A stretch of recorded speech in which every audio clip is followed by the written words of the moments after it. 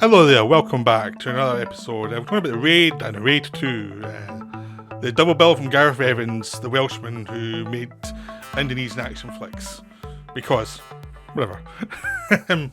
So these were this follow-up to Moran 2, which was a film we made earlier that didn't do that well, didn't get that much interest. But then he made the Raid, and the Raid just came out and hit a nerve instantly. People just really went wild for this film, and with good reason. It's a really good action film. It really delivers. I mean, it was released very close to Dread, which is another film with exactly the same idea. The weird thing with this was both films were excellent. It's not like one film was good and one film was bad. It was like both were really good, and the general setup was one or two plot points that were similar. But it was also one of those things where, well, what else can you do in that situation where a guy's trapped in a building? They have to run into people within the building at some point and hide in someone's house. That's natural. So both films did that. This one did it longer than Dread did. Then you have the find out a drug den within the building and have to trash it. This film did it much more expansively than Dread. And that's just before they face off against the villain, have to reach the top of the building. There were certain things that were similar that you kind of had to do, but it's like, well, what else would you do in this setup?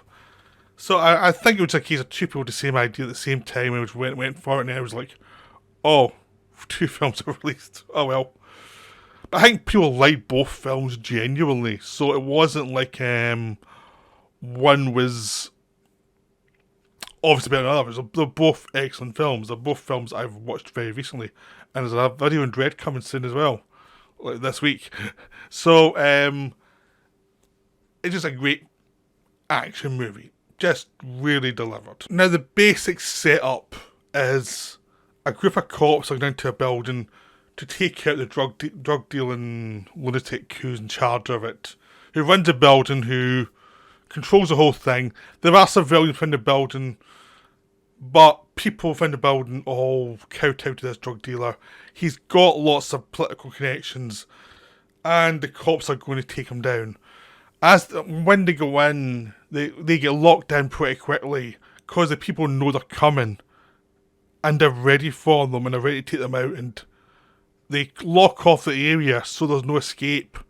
And the cops are suddenly getting hunted by the criminals within the building. The criminals are pretty brutal, and the cops are taken out pretty quickly, so there's only a few survivors, and it's about those survivors having to fight back, and having to find ways to survive, and discovering that there's political elements within the storyline which they hadn't really known about. So that's really the Raid. It stars Iko Uwais as a cop who has connections. His family, his brother is a criminal, but he's a cop. But no one knows there's a connection there. And it turns out his brother is in the building as well. But he's the lead. He's the guy who people think is naive. And as you're in the van waiting to go to this place, you can see different opinions. Joe Tashlin plays the commander of the troops. But there's also a grey-haired guy who's the lieutenant who is running the show. And he goes in with them, and then it turns out that he hadn't actually told anybody about going in because it was a seedy deal to take this guy out because he's kind of seedy. And it turns out that the gangster was well ahead, and the person they wanted rid of was this guy, not him. Like, the cops and the criminals agreed this guy was trouble, was the one who'd rid of him, so it was like he was been set up, so the cops around him were the victims of a political move. So that's kind of scummy. So they have to deal with that as they try and fight their way through it. The fact is, it's a political move, and their side is just as corrupt as the villains. But what's great about the setup is it's interesting enough so you can have these developments, like the corruption element, the sense that nothing's quite what it seems. The idea that it hints at a broader society where there's a lot of problems of corruption, and that the criminals and the people in charge have a detente. It's like, you lot don't go too far, and we won't go too far, and we'll get along, and we'll just keep everything moving forward. And you lot deal with the poor, and we'll deal with the rich. You know, it's like, you lot can do what you want to the poor as long as you don't do it too obviously. We'll keep making our money. And that's the kind of the way the system works. So that element always floats through it, and you sense that a lot of the people within the building, even people who are fighting, are kind of victims of this horrible situation. And there's lots of people within the building who just want nothing to do with it. But that's where they live, so they have to try and survive. But within this, you've also got a great action movie. You've also got just utter brutality, where the cops are in over their heads and they're outgunned. But then when it becomes cat and mouse, after the first sets of shootouts, where the cops have been hunted, but the cops who have survived are the ones who have the skills, then it becomes a much more interesting film. Because you do have the manhunt quality, and it's very desperate, as the more people there are, the easier it is for them to be found. The less people there are, or the fewer there are, it's easier for them to hide. So earlier on, they're getting trapped in rooms and things, and they're having to smash through the floor and go out of windows and things, and there's snipers around the building, so anyone who's near a building window, they get shot. Like, instantly. And it's just utterly brutal. I mean, the one film it reminds me of a little bit is Trespass, the Walter Hill film from the 90s, where it's basically criminals and firemen stuck in this building trying to find this gold. Here it's a case of cops and these criminals stuck in this building, and it's all about the negotiations of how do you round the building to try and take out the other side. This is much more actiony and much more hand-to-hand combat. And when the shootouts are happening, it's wonderful the tactics they've got, because everyone plans it out, so you're not dealing with any characters who are that stupid. Every character has a motivation. Every character knows what they're doing, so they have to be dealt with as if they're a smart character. They're not dummies, and they really push the point of view forward, which makes for really good action. But also, when you get to the actual hand-to-hand combat, you've got some really good fighters who know what they're doing. They really know what they're doing, and they can deliver, and they can take on lots of opponents pretty quickly. And of course, there's one amazing shot where basically the hero takes down one of the criminals by, he can smash through a door, comes back out, facing a criminal, and pulls him down out into the jagged wood. He goes right into the guy's neck, and it's utterly brutal. It's like, you can't believe it when you see it. It's like, really, really, like, oh my god, what the hell is this? So you've got those things, and it's eventually, when it comes down to the hand-to-hand fights, with Joe Taston versus there's one villain who is like one of the second commands, who is a real pro, he's a real fighter, and it's like, he's too good to be taken down by anybody. He's just such a pro. And there's other one who's the brother of our hero, who's also in the building. He's much more conflicted, because he is a criminal, he is good at it, and he's very proud of his abilities, because this is where he found his feet and where he showed his excellence. But it is a brutal world. So with those two on one side, plus the gang leader, on the other side you've got Joe Tashlin, you've got Eco as the hero, you've got a bunch of other people who are getting knocked out one by one. And slowly but surely they're getting taken down one by one, and you get some mano-a-mano fights. So Joe Taston versus the big villain at some one point is a really good fight. But it's just good enough, because you know that it's brief enough, it's epic enough to really satisfy you as the middle of the film fight. But it's brief enough so you know that the fight that's coming between the hero and the villain at the end has enough breathing space to get to. And there's a great sequence where they go into to take down the drug den and utterly destroy it, and there's massive action throughout that as well, which is astonishing. Just the craftsmanship of all the fights and all the action, and the way that the people are thinking their way through a fight. They're always tactically knocking someone down. What I said earlier about they're fighting against people who know what they're doing, so it's not like you're just not. You may have some henchmen who are not that good, who can be taken down, but they're coming at you en masse. And then when you're up against people who actually know what they're doing, so they can fight back. So it's not an easy case of just knocking a few hits, that's you. You have to actually take some hits again through different opponents and that really does get to you after a while. So there is a real sense of struggle throughout this whole film of how do you survive, how do you get through this thing, and how it's not easy to survive the raid.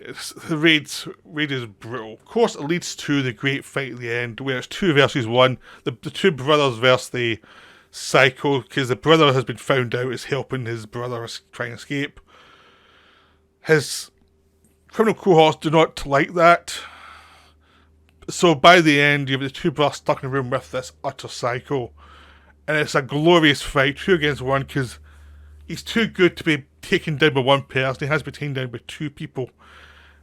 And it is an astonishing fight. It is utter brutality at its best. It's just such a thing of wonder. It goes so fast you can't even figure out all the moves they're making, because they're both attacking each other and they're going so fast. It's like you just have to sit back and wonder at how good these people are at their craft. It's just one of those things where you just see craftsmanship involved and how good it is. And apparently Gareth Evans is a stickler for takes. Like, if it's not good enough, it's not good enough to do it again.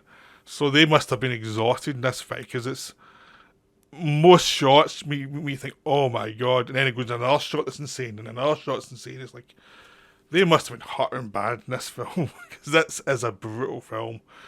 And that fight at the end is utterly brutal. So it ends up basically with a few people escaping, but it's like most of the criminals in the building are dead, the police are dead. It's just a total bullet fest. It's such brutality and nastiness and horribleness, and it's just wonderful. It's a wonderful film, and you just have to see it to believe it, because it is. I mean, there is a plot, but the plot is just there to set up these amazing fight scenes, and it's still a wonder to watch the craftsmanship involved. Now, the Raid Redemption, or Raid 1, was a massive hit. There was always talks about a remake in America for a long time, but no one ever did it, because I think everyone realised you can't really do it. It's impossible. They did it perfectly, you can't really top it. So they had a sequel, the Raid 2, which is pretty much on par with the first one. It's one of those ones where the sequel, where it delivered because it didn't make the same film again. It didn't make you go through a film and think, oh, I've seen this before. No, this is a different film, it's a different story, different mechanics, but it still has amazing fight scenes and has some really good characters and a really good setup. So basically, after the raid, the few characters that have survived are taken quickly to the police, and one of them said to Eco, okay, you survived this, but we need you to go in further and find out. There was a reason why you were through this situation, is because the corrupt police caused a lot of it. What are you going undercover to try and figure out who they all were, so we can take them out, so we can actually focus on the gangsters after that? And he says, no way, I've just survived this, sort of. Then his brother gets killed for the first one, who survived the first one, gets killed by the gangsters, by a specific gangster who's really crazy and really ambitious. So that gets his revenge up, so he's going undercover. He takes out a corrupt politician's son, and just injures him, but gets him in jail so that he can go and meet up with the son of one of the top gangsters who's also in jail. And at that point, he ingratiates himself by helping him out in this massively brutal brawl in yard, where some people are trying to take out the son of the gangster, because they want rid of him so they can go after the gangster, so they're going to take him out. Eco defends him, helps him in a brutal fight that goes fighting through mud. Lots of people get taken out, including the cops, because in the mud, in the rain, no one can tell who's cop and who's criminal, so you get a real brutality involved in it. It's a great sequence. And then after that point, he's ingratiated himself. He's like viewed as one of the guys who are, a tough guy. So the son of the criminal really likes him, so they become pals. And then when they both get out of jail, he gets taken under the wing of this criminal gang, and who are the establishment. They have the top people. They're the people who have the money, the people you want to, all the cops will pay off to. So that's kind of their power base. So if he gets in there, he can find out who are, you know, who they're paying off, basically. And he slowly gets involved in it and helps them out and becomes a person who's trusted. He becomes basically the guy who hangs with the son, because the son's very ambitious but might not be of the best ideas. And he takes out his anger on lots of lower level people who can't fight back. And his father he knows all of this, and he doesn't want to give the guy too much power because he thinks he will destroy everything. So you actually have a character and the main criminal who is sympathetic, who does have, you know, a heart. Really, he's gone beyond his really awful criminal stage. Now he's just trying to survive in a world that's really brutal, and he's trying to make sure his son can survive, and it's not going well. He has a sidekick character, you know, who runs a lot of it for him. And as the film goes on, you start to realise that some of the criminals aren't actually that bad. They're again taken up from what's on the first one is like they're taking care of the underclass basically, and sometimes it's good, sometimes it's bad, but that's what they're doing. And it's in this society because the rich don't care, you know. And the police who have sent our hero in are dodgy as well, because it turns out he's not the first one to go undercover. And if they think they will abandon cops undercover if they think they've gone rogue, rather than try to figure out what's happened. So, and you could get attacked by cops quite easily, which happens. So the cops aren't great either. Even the supposed good cops who try to get rid of the bad cops can be pretty awful people. And into this, you've also got a whole complexity of different gangsters. Like the fellow I see here, who was also in the first raid, a different character. Now he's playing this guy who's basically an assassin. He will take out anybody for money. For the main gangster, he's like the guy who is the most dangerous loose cannon you can have. But you find out he has a wife and a son, and he's doing these killings to give money to them, even though they don't want to see him. So he's a complicated character. The son's a complicated character. I mean, the least complicated character is the hero. He's undercover and he's got problems, but he's still a very focused character. He's not. He's a simple character in a difficult situation, really, more than a complicated character in himself. But I watch the film because it really makes it really pops the other characters as he interacts with them. And they interact in really cool ways. I mean, there's a fight scene early on where they go to see these porno actors who have put a little bit aside to try and make money, and that leads to violence. And there's scene after scene as it goes on of violence and setups and horrible situations where everyone gets brutalised in some way.